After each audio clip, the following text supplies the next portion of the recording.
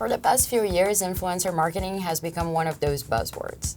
And every brand that is or wants to be something has started to invest in influencer campaigns. Do these campaigns really work?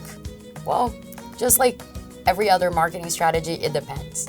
They can work very, very well, but they can also be a waste of money if they're not developed correctly. The key, as always, is to follow best practices by understanding how influencer marketing works. Let's start with the tiers. The first thing we need to understand is the influencer's audience. We generally divide influencers in 3 tiers: mega, macro, and micro. Mega influencers are those with millions of followers. Macro influencers are those who have 10,000 to 1 million followers. And micro influencers are anyone with less than 10,000 followers. Now, here's where this gets really interesting. Micro influencers are going to be the most important tier for most marketing campaigns.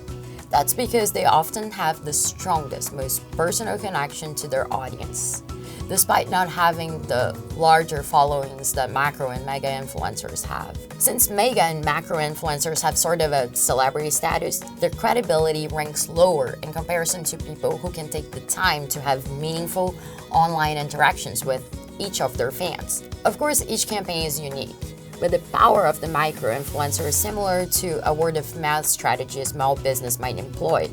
And that's a technique that has worked for years, converting potential customers into fans. Now let's talk about the quality of the followers. After deciding if you're going with mega, macro, or micro influencer, the next step is to analyze the quality of your influencer's followers. Are they aligned with your brand's audience? Are they mostly in the geographic regions you need them to be? And most importantly, do they engage with the influencer? You can find that out by reading the comments these followers leave on the influencer's social media channels, or by researching them through a social media influencer platform. Engagement is the key word here. In order to have a successful campaign, all interactions have to feel natural. The influencer will only help your campaign if whatever product or service they are promoting doesn't feel like an ad. Let's say your company is promoting a new hair product or a new clothing line. The best way to get consumers to engage is by simply asking the influencer to try your products out and then give their audience their honest opinion about your products.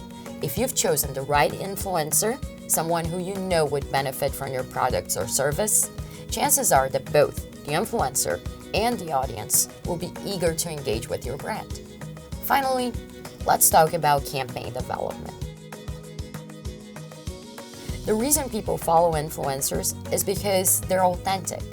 The difference between an influencer and a celebrity is that we know celebrities are paid millions to sponsor brands. When working with a celebrity, you can give your brand visibility, of course, and sure, that works. But if you decide to work with an influencer instead, the key word here is authenticity. Here are some of the best practices to make sure you get that authenticity. Number 1, don't treat your influencer campaign as an advertising video.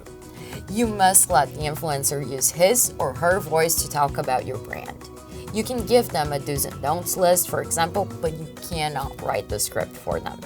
Remember, their voice is what made them popular with their audience in the first place. If you limit their voice, the content will most likely fall flat. Number 2, keep your influencers in their environment.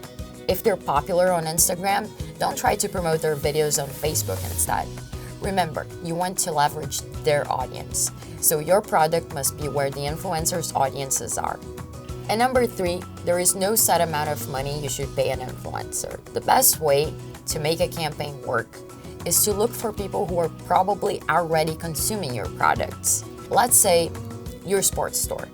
Look for athletes or fitness influencers who are probably already interested in your brand and will talk about your products with the passion and the authenticity you need. You might be able to trade service and products for an honest review, for example. Or the influencer might be more willing to give you a better deal since he or she is already interested in what your company can offer. If you make sure your influencer fits your brand profile and that their followers are actually engaging with them in an authentic and organic way, you're going to be on the right track. And if you have questions about influencer campaigns, you can ask me at Esbaile@maclachi.com.